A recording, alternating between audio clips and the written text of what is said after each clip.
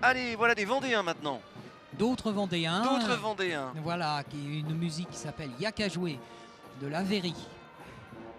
Un petit village de 4000 habitants, Mortagne-sur-Sèvre et Saint-Laurent-sur-Sèvre. Mortagne-sur-Sèvre qui autrefois a eu son carnaval. Et on accueille donc ici l'équipe des Barjots. Alors les Barjots, est-ce qu'ils le sont vraiment? Mais nous le sommes tous, hein. Tous les carnavaliers sont Barjots, sinon il ne J'ai ferait pas pas ça. osé poser la question hier soir à Régis Amaury, qui est le président des Barjots. Il faut être Barjot pour être carnavalier quelque part, parce que c'est la question qu'on nous demande, mais comment vous faites pour travailler toute l'année sur un char, sur la préparation des costumes? Ben oui, voilà, il faut être Barjot. Les Barjots, il faut vraiment travailler les femmes. Hein.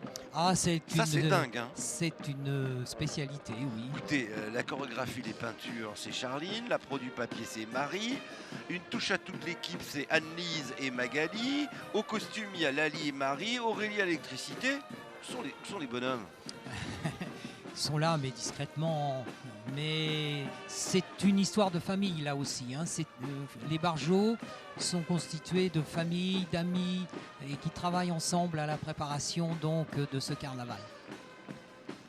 Et là, cette année, ils nous présentent donc le Ménoir. On va le découvrir dans quelques instants, mais on va profiter d'Y'a qu'à jouer parce qu'ils ont le rythme dans le sang. Ah bah oui, ça c'est sûr. Et donc, oh zut, il s'arrête. on arrive à un moment où effectivement il y a un petit peu de fatigue qui peut se faire sentir. Oui, parce que rappelons que le carnaval, c'est une semaine de fête à Cholet. Une semaine dans laquelle il n'y a pas de temps mort. Hein. Il y en a pour les enfants, il y en a pour les adultes, il y en a pour tous les âges. Et vous découvrez maintenant le char réalisé par les Barjots. C'est un manoir hanté qui mérite un peu d'explication. Voilà, donc hanté, hein, avec un T comme Théodule. Donc il arrive avec son œil central, un œil qui vous regarde au milieu de son soleil infernal qui éclaire le public. Et puis, évidemment, on a quelques fantômes, quelques personnages de sorciers, de sorcières dans la foule.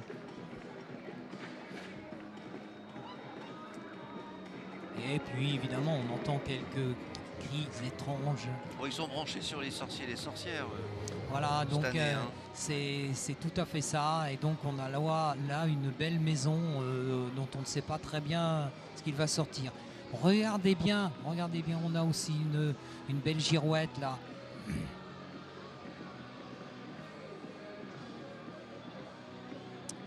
Des gargouilles. Un mot quand même sur la genèse de tous ces chars. Les plans, ils sont faits en 3D, ils sont faits à l'aide de maquettes, comment ça se passe? Alors chacun travaille à sa façon, effectivement. On travaille sur des plans, sur des ordinateurs. On travaille aussi évidemment sur maquette énormément parce que ça permet d'avoir tout le volume du char et de voir comment le réaliser le mieux possible avec toujours une forme triangulaire hein, puisque l'avant du char est plus bas que l'arrière. Donc on a une montée progressive vers le sommet du char.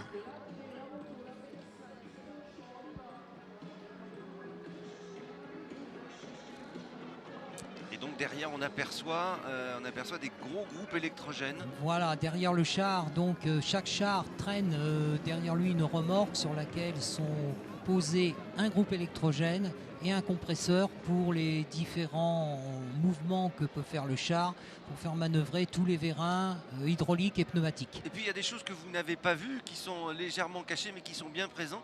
Il y a tout au long du parcours des tracteurs qui peuvent intervenir s'il y a un problème technique sur les chars. Voilà, donc ça c'est aussi très important en cas de difficulté. J'adore voir les coulisses des chars. Alors ça crépite.